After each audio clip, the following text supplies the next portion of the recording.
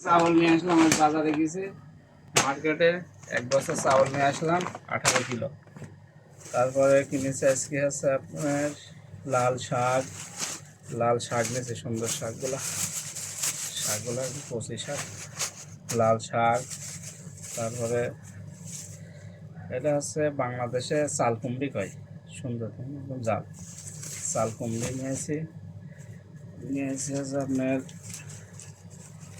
চাল কুমড়ি। তারপরে আছে পেঁয়াজ, 2 কিলো পেঁয়াজ নিয়েছি। তারপরে নিয়েছি আজকে কাঁচামরিচগুলো সুন্দর আছে। কাঁচামরিচ নিয়েছি।